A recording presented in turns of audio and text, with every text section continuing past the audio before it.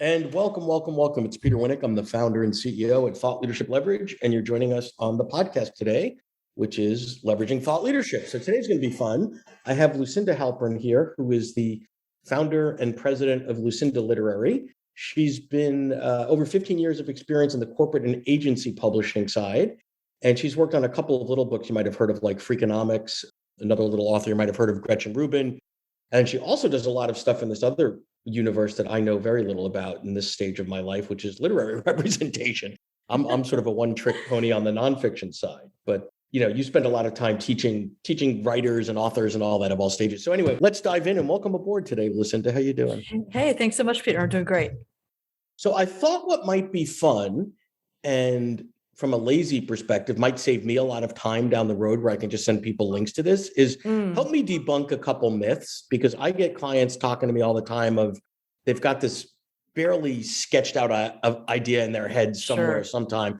And you say, great, I'm going to publish a book. What are you going to do? I'm going to get an agent in New York and they're going to get me a publisher and I'll live happily ever after. And I always feel like the bad guy saying, listen, Rapunzel, it doesn't work like that. So exactly. Can you burst everyone's bubble for me? So I'm not always the bad guy? So I've got so many myths come to mind, right? And my whole mission at Lucinda Literary is debunking those myths for writers, right? So the first one is, if you get an agent, doesn't necessarily mean you get a book deal, right? It's a great step in the right direction because agents are presumably well connected with publishers and they're aware of what the market wants at any given moment. Sure. But like writers, we have to work on spec to develop that book proposal or manuscript with you. And then we take it out to publishers and, more often than not, it sells and sometimes it doesn't. So I think that's the first thing to sort of know for any writer at any stage. And touch on the timeline there, because I think the other, I'll keep poking at the, so it feels like calls that I'm on all day with certain folks. Right. And that happens in 6 months, right? So here's my manuscript and it'll be out in the spring, right? So as you can imagine, Peter, because you work with this kind of person as well, most thought leaders, CEOs, entrepreneurs want the book out yesterday. It is so relevant. It is so burning for them to get out to their audience. The way book publishing works is not known for its speed, not known for being nimble. So it typically understatement, takes, right, exactly. So it typically takes a year at least from the time that you deliver that finished manuscript to the editing, design, production, and sort of building of you as an author with booksellers to get that book on shelves. So that's delivery to bookshelf. Before that process, you've got to sell the book, and you might take an agent, what you think of as a finished manuscript or proposal. Guess what? That agent is going to develop it with you even more. And that could take several months, that could take a lot of time. And then the agent's got to sell the thing. So, I would suggest that you bake a lot of time into envisioning when your book is going to go on sale. The good news is that the lead time is important. It allows for publishers to really build you as a first-time author, and it allows you to ramp up your platform so you really have the most robust audience when your book comes to market. Got it. So going down this myth-busting trail, so the next step is all I have to do is write the book and then the publisher does everything, right? They market it. I don't have to do anything. So again, as I'm sure you know, so much is author-generated these days, and it's a chicken and egg, right? There are so many aspiring authors who are still looking for publishers to do all of that marketing work for them. The publisher looks at the author as a business investment and says, well, what do you bring to the table, right? Besides your great idea or your beautiful novel, what's your existing audience? How are we sure we're going to make our money back on this book? So much of it is about the audience that the author's already built. So there's the chicken and egg, because I would argue, and there are clearly exceptions to this, that's not what gets most authors out of bed every day. Is great, I'm going to build my Twitter following or LinkedIn following or whatever. Like that kind of gives them a headache, right? They're probably a little more introverted. They've got ideas they want to play with. But I would say that, I don't know, 10, 12 years ago, maybe 8 years ago, when a publisher was making a decision, it was probably 70% content and 30% sort of following. And I would argue that might be flipped today. Yeah, I mean, your thoughts on that? I could go through all of the gradations of how platform is evaluated, very briefly. if you are a PhD or an MD or bring that sort of, credential, you don't need to have the major Twitter following, right? It's a plus Right. if you do. Right. Likewise, if you're a CEO who's been running a company, have you really been spending your time on YouTube? Unlikely. Hopefully not. So right, so people are not always gauging you in that way, and so there are different ways that we look at platform. For journalists, for instance, yeah, it would be great to have a Twitter following and some sort of online presence. I mean, writers do need to keep in mind that the first thing an agent or a publisher does when seriously considering you is Google you. And if there's no presence and no visibility, how do we have any sense this person's going to have an audience they bring to the table? So, those are a few ways to think about platform. I would say that a superpower of mine or of our agencies is getting authors excited about marketing. So you're Yeah. right. The majority, so I've got two kinds of authors. The ones that come to us and say, I have zero interest in social media and marketing. And the kinds that come to me and say, before I've even written this book, I want a New York Times bestseller and I'm ready to market. So, Yeah. so it's two And different everything in between. audiences. Right. But I think what our gift is, what we love to do is talk to an author about where exactly they're going to shine. So is it going to be YouTube? Is it going to be Twitter? Is it going to be simply placing articles, like writing op-eds and placing articles with the right notable media publications? Is it going to be speaking? Is it going to be your network? So there's a lot of different ways to skin the proverbial cat, pardon the expression. I mean, it doesn't need to be all about huge online numbers, which is a big myth, Yeah. a big myth I like to bust for writers. So I've got a bunch of other questions. This is fun now. So let's talk a little bit about business models, because again, most authors, and I'm painting with a broad brush here, don't really spend a lot of time thinking about, when they walk by a big publisher's office in Europe, like, wow, how do they pay the rent? How do they keep the lights on? How do they pay all their employees? Right? It's been a little bit of this sort of East Coast elitist, and by the way, I'm a New Yorker, right? So I like do whatever kind of thing, right? This little secret handshake club. But I think there used to be a stigma that if you weren't published by one of the big, we're almost down to the big one now, but whatever the number Seriously. but one of the big five or whatever the heck it is, it meant you were lesser than, it's almost like if you didn't get into the Ivies and you went to, Podunk State, whatever. Yeah. But I, for one, don't believe that. So I'll tell you what I think, and please. let's, hash it out a little bit, is part of the decision that an author needs to make is a business model decision as it really, and I'm not talking about literary because I don't know anything about that other than I've read a lot, right? But from a business standpoint, what are the underlying business models?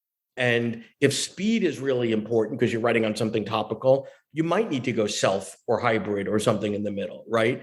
If the prestige of the brand is important, that's one thing. If it's an academic imprint that you're looking for, so there's lots of other variables, and it's not just, it's not this binary thing anymore. And part of what I'm seeing in the market, which is really interesting to me, is I call them the worst of both worlds contracts, where an author gets a deal from a big house and there's no advance. Okay, because the author thought they're going to get $1 zillion advance because they're fabulous. And the author is basically burdening all the risk by guaranteeing X number of buys wholesale of the book, which is in essence offsetting the initial investment. So I just give us a sense of, and I'm throwing a lot at you, but maybe sure. a couple of points on the business models. It's interesting the kind of contract you're talking about. I have a publisher who comes to mind that won't be named, an independent publisher that requires that kind of book buy from an author and doesn't pay in advance. Really rare to find in my world, right? Like I'm not even sure. I think I've seen one contract like that in my time. So it's not something I recommend authors step into. There's got to be an advance, and there's got to be, or the profit share agreement's got to be really sensational. There's not going to be a book buy on top of that. In terms of getting into the Ivies versus independent versus self-publishing, you're absolutely right that it's got to make sense for the business. So for a lot of the thought leaders that you and I work with, Peter, it's a lead gen tool. The real money to be made is in the speaking and on the back end with courses, with funnels. If you're enjoying this episode of Leveraging Thought Leadership, please make sure to subscribe. If you'd like to help spread the word about our podcast, please leave us a review and share it with your friends. We're available on Apple Podcast and on all major listening apps, as well as at thoughtleadershipleverage.com/podcasts. So stay there a minute, because sure. This is to me, the biggest issue is that publishing is a really simple business, quite frankly. Publishers make money based on number of units sold, period, full stop, right? The more units that go out the door, the more money they make. Authors, speakers, thought leaders, consultants, academics, typically the amount of money they're making from a royalty, straight profits, if you will, from a book is usually no more than 5%, 10%, if that, of their gross revenue. So they have all these other things that the publishers don't participate in. So Exactly. it's I call it like an eclipse. There's a point in time where everybody's aligned for about 90 days. Let's sell books, let's sell books, let's sell books. And then we all sort of go our separate ways. Yes, yes. And it's a domino effect. I mean, the book is often not the first thing that will happen in your career, right? Like you've got to have built the expertise in the audience, but midway through your career, it makes sense to have a book on what you're an expert in. And then it's this domino effect of the book is your authority tool, and then you get the speaking gig, and then you're landing the media, and then you're gaining more of an audience than you had exponentially. It's a long tail. Authors that we work with should be thinking about it that way. And unlike the reputation or the myth that a publisher is out to just like grab everything and own everything that you do, that's actually very different from the case, right? And an agent is there to protect those rights that you have and to make sure that your book isn't cannibalizing your course. Yeah, and I think that's really about transparency, because I don't believe that publishers are evil and they want to sell all your rights. They want to make money and sell books, right? So they don't want to own rights of things that have no benefit to them. Exactly. You mentioned the short term and the long term, and I find that's another point of contention or conflict between authors and publishers, in that just by the design of the business, publishers tend to think in seasonal waves. We have our spring releases, we have our fall releases, whatever. They'll put a lot of love and attention into it, and then they have to move on because there's more stuff coming out of the factory line. It's like Lucy with the chocolates, right? There's more coming off the line. If you're under a certain age, Google that.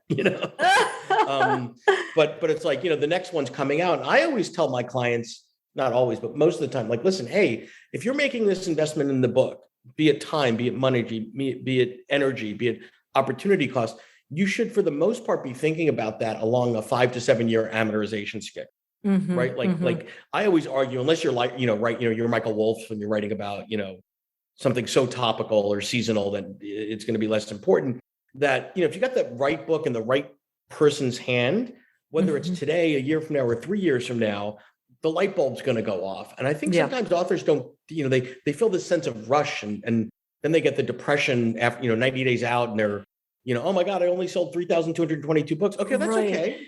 Right. Or the worst, which I get all the time, is I didn't hit the New York Times list, so I'm a failure. And that's just not how it happens. And again, concentrating on business books because that's your audience. I think of, it might take years for that executive at LinkedIn or Microsoft to discover the book and say, this changed my life. Exactly. And I'm going to recommend it internally to everyone. And then it's like Eric Ries, Lean Startup. So the hard thing about hard things, I mean, how many times are we going to hear about these books kind of just changing the whole zeitgeist or creating it? So I think we have to keep the long road in mind, right, as authors and agents. But you're absolutely right about the publisher, and specifically the publicist is, let's move on to the next. We're now a month out, and you're only so I want to unpack one thing and then go back to the publicist piece. The data that I see is telling me, again, nonfiction, right? Most nonfiction books today are selling more units year 2 than year 1.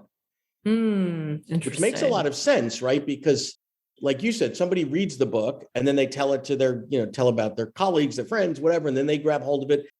And it's not this, there used to be everybody playing games to get on the list. And that was sort of basically manipulation and whatever. But I think for a book to organically connect, you mentioned Lean Startup. I mean, that's, I don't know, 6, 8, 10 years old or something like that. Yeah. There are people opening that today for the very first time that it will be transformative to them. Exactly. In Search of Excellence, 40 years old. Like I send that book to people all the time that haven't heard it. Yep. I think you're so right about that. That's interesting about your data about year 2. I mean, also maybe that has to do with books typically going into paperback a year after release. So now you're at a more accessible price point. But you're absolutely right that word of mouth can be slow. It's not just that cocktail party chatter or like boardroom chatter or coffee chatter. It's social proof. It's, I just saw Yes. this recommended on my friend's Facebook, or I just saw a Or review all those about 50 this. podcasts you did a year ago, people aren't necessarily Now listening aired. to them Yeah. that day. Yeah, So, or yeah. now aired, and they're, my download list on my podcast are like, I'm listening to stuff that's 4 months old, downloaded 4 months ago, because I haven't had the time, right? Like, Right, and I don't right. think that's unusual. I want to stay a little bit on PR because I have been really, I don't know, disappointed, aggravated, frustrated when I hear from clients, really wicked smart people, CEOs and people who've been incredibly successful. And they tell you the story of, okay, and then, 90 days later, I spent $100,000 and it just didn't work. And I asked them a couple of questions up front, like, okay, were you clear about the objectives? Did you understand the jargony things The they were telling risks. you? Did you understand the risks? And they're like, no, but I used this, elite PR firm that everybody else uses, or one of 10 or whatever. And they were recommended by somebody else smart, but they look at it and they go, yeah, that was really disappointing. Or maybe I did something wrong. So I think, I have a big issue with PR firms that don't own the responsibility to tell the client, let me tell you the good, the bad, and the ugly, and then we could decide if this is for you. And I get Yeah. they're selling and it's a short-term transaction, but what are your thoughts? If I was an author, how would I Yep. screen a publicist? Sure. I mean, I have solutions for what they can do. Yes, I think in terms of screening a publicist, you want to ask for referrals like anything else, meaning references rather. So Yep. you want to say, who are 3 clients you've worked with? Let me get on the phone with them, because it is such a massive investment, as you've said. We all know that media doesn't track to sales all the time, or sometimes none of the time. Say that one more time, because I think that is Media huge. does not track to sales. So I got an author of ours on the Today Show. Fantastic. Everyone's over the moon. We're popping champagne. And then how much did that really sell the book? 5,000 copies for a major national hit like that. You would have expected 20,000 copies.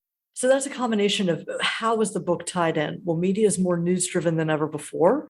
So it's not book review driven. That space has shrunk. So they want to pull a book or an expert into a news topic they're talking about. Does that really sell Right. a book?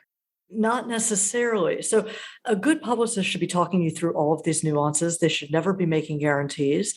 They should also have a really strong sense of the changing markets. With the pandemic, you're not reaching people in their offices anymore. You're not mailing galleys to them. Yep. So do these publicists have text relationships? Do they know how to write good email? These are the things. Well, I have a client that's a former CEO, and someone went into her, obviously closed office, and there were like 25 galleys sitting there from the last year and a half. I'm like, what idiot thought that? I mean, nobody's going to the office. Like, what are you doing? It's just wasteful. Exactly. It's just silly. Exactly. So for the higher budget author, I would ask all the right questions. I'd interview, several firms. It is an insurance policy. So let me be really clear, Peter, that I don't recommend authors go into a launch without a publicity firm. It's their insurance policy. But the best thing they can be doing is keeping an eye, have someone on their team reading the pitches, orchestrating the show, seeing what the in-house person is doing, seeing what the out-house person is doing to upturn every stone. So you do need that publicity firm. For authors on a lower budget, think about curating the best team. So do I actually need a digital marketing person and a podcast-only publicist? Yeah, right. Maybe, right? Maybe I don't care about the New York Times Book Review and GMA for my book. So I think that's really about it. Put the best people together on a team at the budget that, works for you, and make sure you have oversight.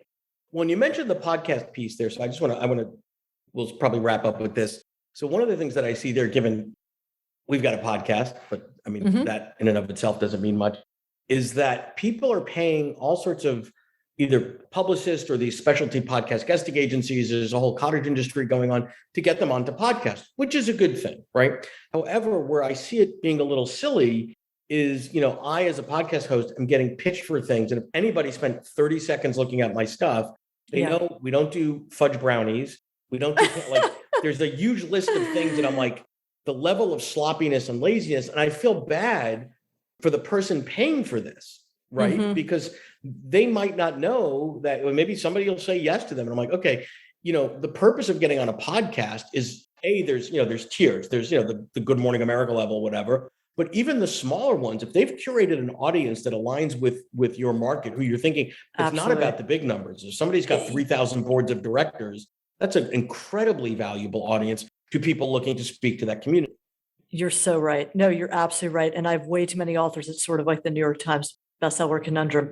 they're after the big fish, like The Art of Charm and, Yeah. Entrepreneurs on Fire and Rich Roll. It's like, okay, that's great. When people scroll through those podcasts, they're going to be looking for celebrity names they know. Those authors that have been out for 5 years with perennial bestsellers, they're not looking for Joe Schmo right, with the first book out. So Exactly. yes, to go to your audience. And by the way, that's also going back to how you get a publisher and agent's attention. Something to think about in your marketing section in your material is not, I have all of this broad reach, social, if you don't, but I've got a list of 5,000 engaged CEOs in the technology space. Yeah, That's exactly. impressive. That's impressive data to a publisher. So Exactly. Well, this is great. We could chat for hours. we could talk all day. This is so much fun. Thank you for having me. Thank you. Thank you for your time. This has been great, Lucinda. Thanks so much. To learn more about Thought Leadership Leverage, please visit our website at thoughtleadershipleverage.com. To reach me directly, feel free to email me at peter@thoughtleadershipleverage.com. And please subscribe to Leveraging Thought Leadership on iTunes or your favorite podcast app to get your weekly episode automatically.